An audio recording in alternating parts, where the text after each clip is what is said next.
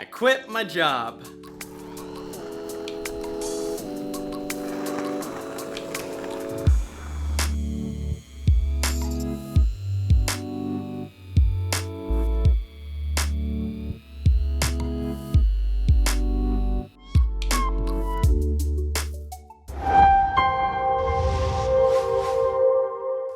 I was working at Broadband TV. It is the world's largest YouTube network. So we had 85,000 different YouTube partners, and Broadband TV offers a range of services for YouTube dollars. I was in the music department there, and I had a pretty good job. I had a couple different roles. I would do copyright management for our partners. Say you uploaded one of our partner songs, my team would claim that, and then the ads in front of that video, our partners would get to monetize that. I also did audience development, so teaching our partners how to grow on YouTube would be like phone consultations and how to monetize and build their brands, and also channel management, making sure those videos performed at the best level that they could. I would get to play ping pong at lunches and get free snacks and be around an awesome young corporate culture. It was a pretty solid company to work at. So why the heck did I quit?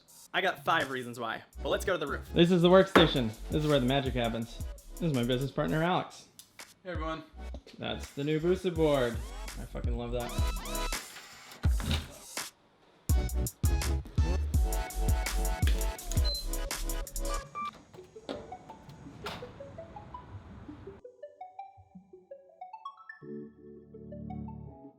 So number 1 was to have control over my time. I was working really long hours. I would be up till 3 a.m., sometimes have 2 meetings before my 9 o'clock work hour for either a sales meeting or a consultation, because my hours were, I was trying to work within American business hours. It was quite the toll to be doing my startup while I was doing BBTV. That needs to happen. I think you have to be able to work hard for that side hustle, but it wasn't sustainable. The weekend I quit, I actually burnt out, and I have a healthy diet, I exercise. For me to burn out, it took some serious toll. I can barely survive on 7 hours of sleep, but during those past like 4 months prior, I was definitely going down sometimes 4 hours if I was up till 3, like optimizing videos, because I was doing that, and also to do Bachelor on a Budget, making sure I have a video out a week. It's a significant amount of time that has to be managed, and I'm not even the most effective at time management. I think I'm pretty good, but doing things effectively instead of wasting time, I could be better at. ADHD. Hell of a thing. But with having this control over the time, not only can I use this additional 40 plus hours, probably 45 hours from my work week, not even including transportation to put towards my projects and business, but I can do a lot of things with that additional time. When I'm stuck in the 9 to 5, I can't just go for a cruise on my boosted board down to the beach. If I need a break during my entrepreneurial 9 to much longer, I'll probably go 9 to midnight tonight, I can have control over that. I'm working just as much hours as I was with my full-time job and my side hustles, but I have control over that time. If I want to get outside for some nice vitamin D, I need some sun and being outside to recoup, because I was just full on hustle mode. It got pretty bad where I was actually sacrificing relationships and potential relationships, like going and having lunch with coworkers, because I would either be using my lunch to work on Vireo, or I might have a call with my business partner, or I would just recoup that time because I had stayed up so late, so I wasn't thinking as clearly, and so I would use that time to put it more back towards BBTV. So I would eat my lunches at my desk, sacrificing that time. And then I actually read an awesome book called Never Eat Alone, which was kind of ironic, but one of the most powerful books on the importance of relationships in business and just growing in general. And it really opened my eyes. I knew it was important, but not to that extent. Highly recommend the book. So my business is called Vireo Video. So we do video marketing for brands. We focus on the content strategy and the distribution. We help come up with topics that are going to appeal and resonate with brands' target customers for when they're selling their products, to provide value to those customers and help them solve problems. A lot of that is education-based video marketing. One of our partners, when we signed them on, was getting 6 million monthly views. So in the past 30 days, pretty solid. That's a solid number for YouTube traction. For reference, Bachelor on a Budget gets 175,000 monthly views. And we would come up with topics that would resonate with their audience. My arm has really been bothering me. and they are currently at 40 million monthly views with no one viral video. It's multiple mini viral videos that are incorporating trending topics. So we do that, and then the distribution using Facebook and YouTube ads to get in front of their target customers. A subsidiary of that is Vireo Green, where we are helping cannabis brands grow with video and content marketing. I'm personally invested into the cannabis industry. Save your money so you can invest. Bachelor on a budget. But there is so much potential in this industry. Multi-billion-dollar industry. Tons of companies coming from the recreational side to the medical to the industrial hemp, and we are helping them grow. Also navigate through the heavy restrictions that are placed on them in marketing their product. But Canada's legalizing in 2018, and many of states have already moved forward on it. It's happening. Number 2, growth. To gain more skills. When I first moved into that position at BBTV, I was originally in a sales position, reaching out to content creators, and I transitioned into that position, which was kind of like 3 positions, but I got to learn a ton. I was doing so much, a lot of different skills I was getting, and I was like, because I was teaching creators, I really wanted to supplement my knowledge on how to build brands. That's actually why I started Bachelor on a Budget, or one of the reasons is because I was learning all this stuff about YouTube and building brands, and I had this passion for cooking and being frugal to use my money towards the things that I really value, so I developed that. At a certain point, my growth wasn't really accelerating. I kind of mastered the things that I was doing. I wanted to be doing more, and the role just didn't really allow for that with all the things that I was already doing. In my department, there was just my network manager, my boss, ahead, so I didn't really see a clear transition. And if you don't see that transition at your company of where the next step is, you gotta move along. Growth is so important. Gaining new skills, that is my greatest value, and that is why, one of the big reasons why I left my company. As an entrepreneur, you're doing everything.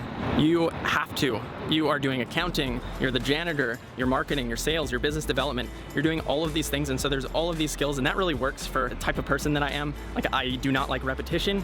I love being able to learn new things, and what I really want to get down is learning something and then creating a system so that I can train other people on it. This is from the book, The E-Myth, and it's about how franchises are built. If you have a task that can be trained or it is repetitive, you want to document what that is and then be able to use that documentation and that training to train new employees. In my company, what I've recently started doing is I will actually do video captures of some of the processes that I do, and then I can send that out to my team. Personal and professional growth is my greatest value because it makes everything else so much better. As an entrepreneur, you have to grow in all areas. For the cannabis side, I am going back to school for the first time in 7 years. I signed up at a university that is teaching sales, marketing, and drug development for cannabis. And I've invested tens of thousands of dollars into personal and professional development. And as an entrepreneur, or someone who's a entrepreneur and wants to transition, you have to. Even in the professional world, where if you just see your career track, which there's nothing wrong with, as going up to the next level, or even if you want to stay stagnant, you have to always be gaining new skills or enhancing your skills,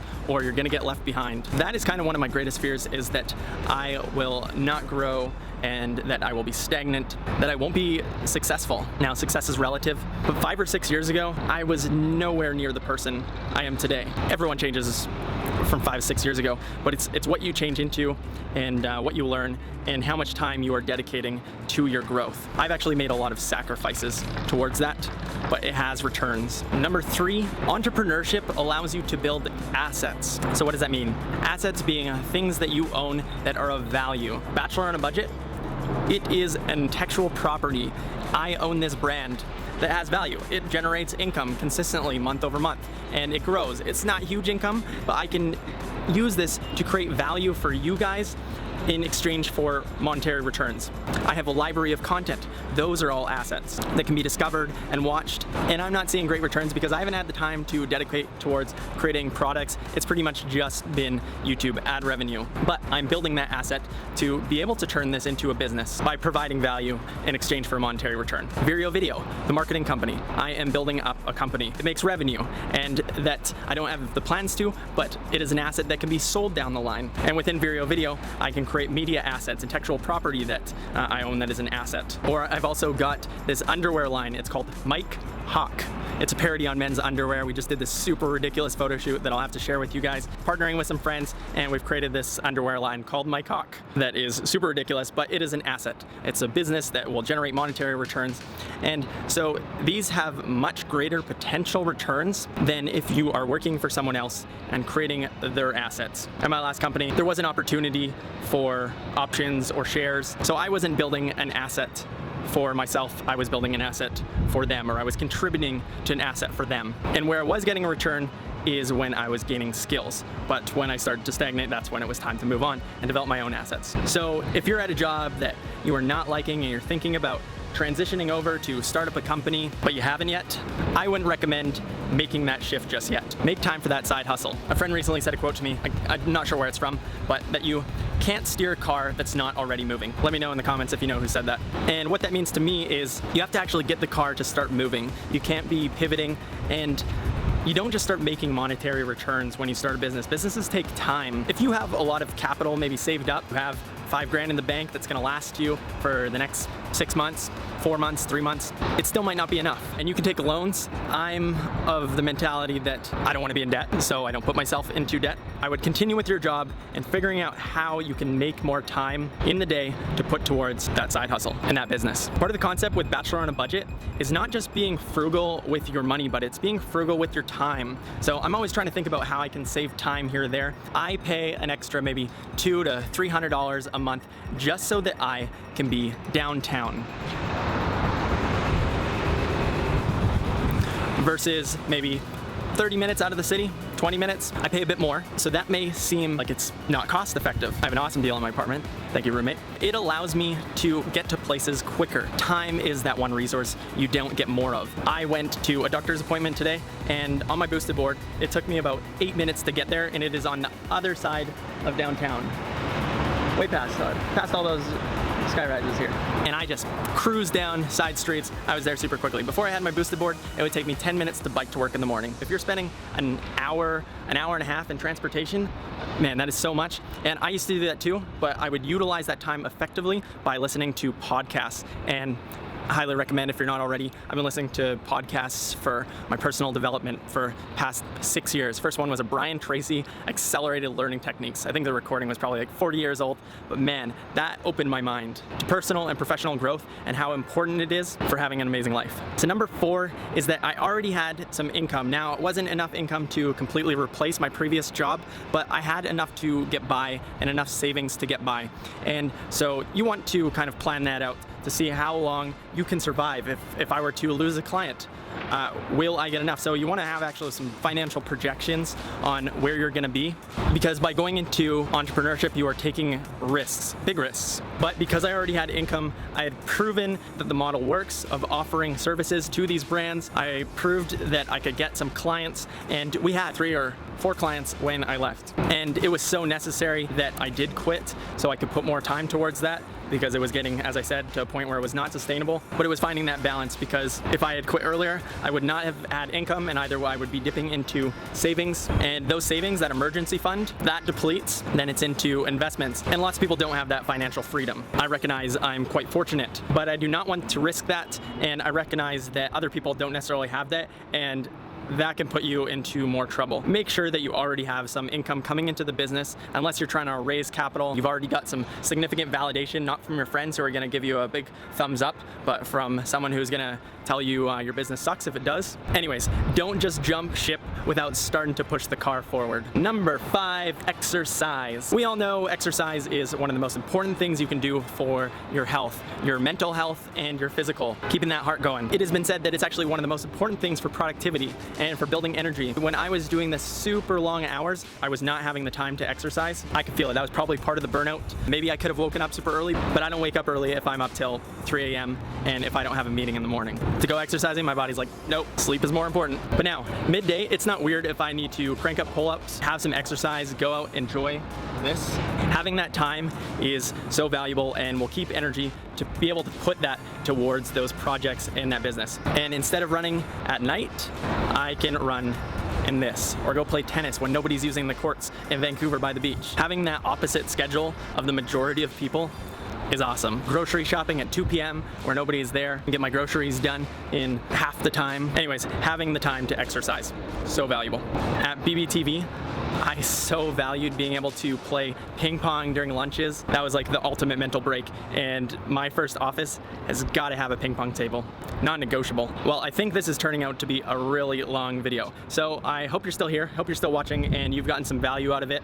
Leave some comments down below. I want to hear your feedback because this is kind of the first video of this type, and I recognize the audio is probably really bad right now, as I can hear all the cars and it's quite loud. Let me know in the comments what you think, and we'll get some more of these going, and I'll keep you on the journey of how my video marketing business is going. And if you need video marketing, give me a call.